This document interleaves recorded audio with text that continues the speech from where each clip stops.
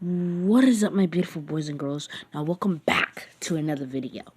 Now today is what if Deku who was today is what if Deku was ruthless. So this is also a villain Deku AU, but it's very dark. So I say that most of my stuff are very dark, and it's just mildly dark. Like, he usually tears off people's heads and stuff, but this one is very dark, so get ready. Alright. Deku, at the age of 3, Inko had left him, and for him being quirkless. She thought she could make money off of Deku by selling him, and for his quirk. But she had sold him for only $12 to some random abuser. This person had beaten Deku half to death, almost killed him, and every day would come, ripping off Deku's fingernails. And the next day, and the next few weeks when they'd grow back, he'd just rip them off again. Deku would be in pain and agony because of this. At the age of 14, Deku had had enough and had awakened his quirk, which is called glitch in the system. Basically, he can do anything a glitch can do. Like, he can phase through walls, he can delete people, and when it's like delete people, like their heads just literally pluck off their body. He can do a lot of things. When Deku awakened this quirk, he felt so much power. He walked into his master's room. The guy's drunk. It's not time for punishment yet, so shut up and go get me another beer bottle. The man would throw a beer bottle at Deku, aiming for his head. But Deku would make a small portal made of different colors. It would go into the portal and Deku would say, "No, I've had enough." He would raise a hand towards the man and it would have a delete option. Deku would push delete and the man's head would just disappear, but blood coming out of his head. Deku then starts to laugh before starting to cry and then falling on the ground. He's then found by two characters I've made. One's name is Ryuku. He has red hair. He has red long hair. He has purple eyes, white pupils, which one of his pupils is an X and the other one is a white skull. And he usually is seen wearing a suit. If not a suit, he's usually just wearing a hoodie that covers up his face with a mask that is completely white, just blank. But he offers Deku some help. He then shows Deku a card showing it to a villain organization that he's building, which he wants to call all the Seven Dawns. Deku accepts. Over the years, he's been getting training from Ryuku and Shizuku, which is actually a name of a Phantom Troop member.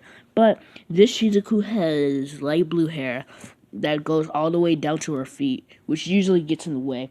But her quirk is that she can manifest bullets to like ricochet. Also, the other guy's quirk, Ryuku's quirk, is he can manipulate fire to form into weapons. Not anything else like dragons or stuff, only weapons. So she can ricochet bullets and stuff like that. So she always has like two small guns. And Deku's always been getting training from these two. And he always had loved getting training from them. So I'm gonna show like a small training scene. This is Deku at this age is 16. He was 14 when he killed his master, so 2 years he's been training with these two. Eating, breathing, having fun, robbing people, killing some people. But this is a training session, very quick. Ryuku who makes two spears out of fire and launches one at Deku. Deku jumps into the air. When he turns back around, he he sees the spear launching at him again. Deku quickly pulls up the delete button and deletes the spear from existence. He then sees 2 bullets getting shot, but not at him, at the ground. This was Shizuku's ability. She had started to ricochet the bullets everywhere. Deku had made a small band bubble, I guess. Anything that touched this bubble would disintegrate. Since, a band hammer, you guys get the idea. Deku would then launch out the bubble, hitting every bullet. Shizuku would then say, "I'm impressed," but then she would scream, "Ricochet, control."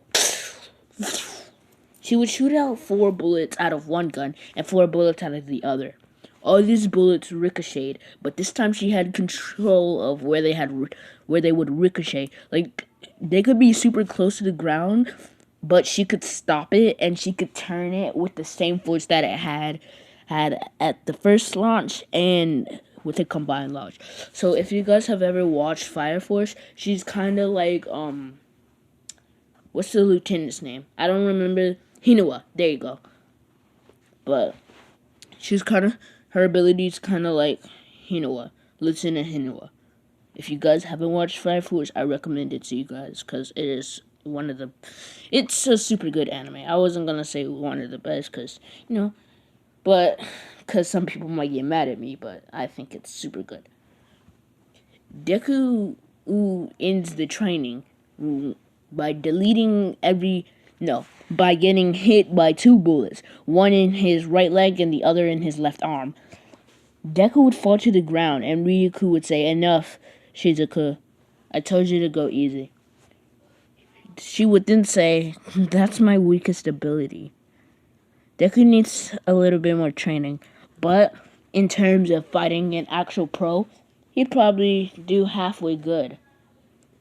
So we haven't been training him for nothing. If I didn't use that ability, he probably could have been able to take us.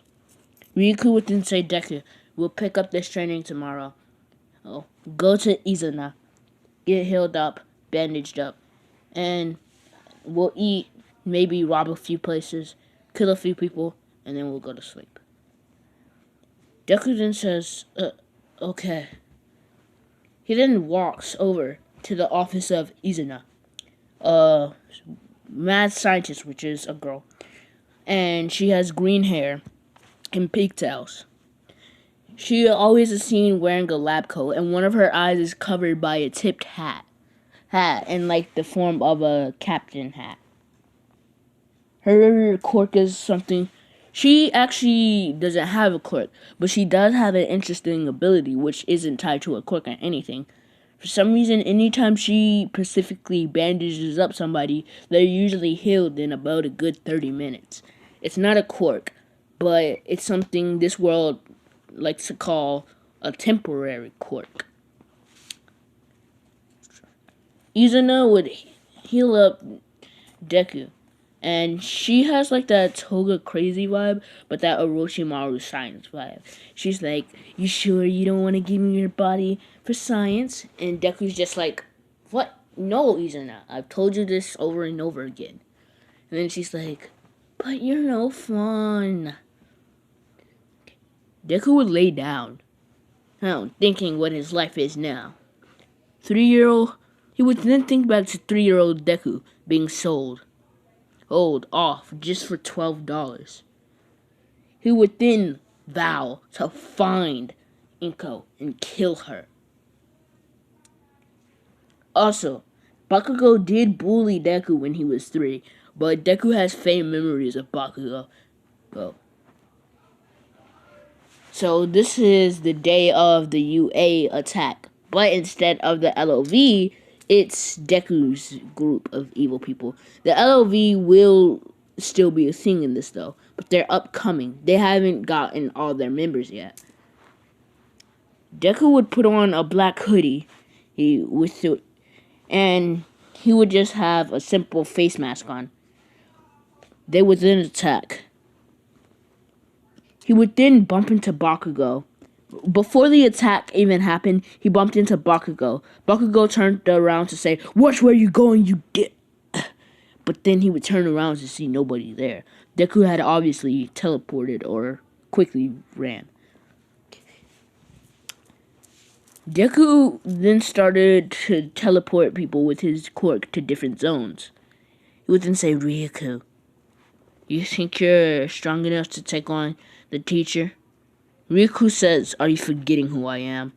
Creating 3 large fire swords, almost cutting the whole place in half. Izuku smiles.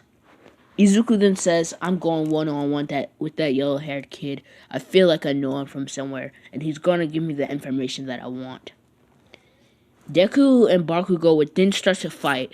Bakugo would throw explosions at Deku. Deku would usually just refresh his software. And what I mean by that is basically reverse time to where that never happened. And he would dodge his explosions, but when Izuku was hit by his explosions, Izuna was there to either stab Bakugo in the back or something. But Deku eventually got defeated as Kirishima and Bakugo came. And Kirishima was able to get close while Bakugo stayed back shooting the explosions. Izuku says, how is this possible? No, my quirk is unbeatable. He then launches out his band bubble, hitting Kirishima against the wall of the whole stadium. Meanwhile, Izuku was about to pass out, but before passing out, Kirishima will walk up to Deku saying, it's over. Falling to the ground, Kirishima's body would fall to the ground. Deku would then look up at Izuna, who had stabbed Kirishima in his neck with a simple knife while his guard was down and his quirk wasn't activated. Bakugo would scream, Kirishima! Before kicked to his head by Shizuku.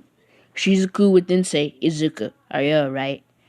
She would then look and say, Ryaku, we need to get out of here, now. Izuna would then say, I think I'll take this body along. It's quirk, maybe I can take it. She would then hear a small breeze from Kirishima. But with that breeze came red air coming from it, the blood and his air stitched together. He would then say, oh, he's still alive. Well, I guess we'll have to leave him then. I was having so much fun. Izuna would work through one of Deku's glitched portals. Ryaku would stop fighting Aizawa, which he was going hand-to-hand with Aizawa, having no trouble at all. And if anything, Aizawa was the one having trouble. Aizawa had his eyes damaged by fire. His right leg and his left leg were both got shot by Shizuku's ricochet control. Mina also got hit by Shizuku's ricochet control, and a few other students. Alright, guys. This is where I'm going to end it off. Bye, guys. Love you.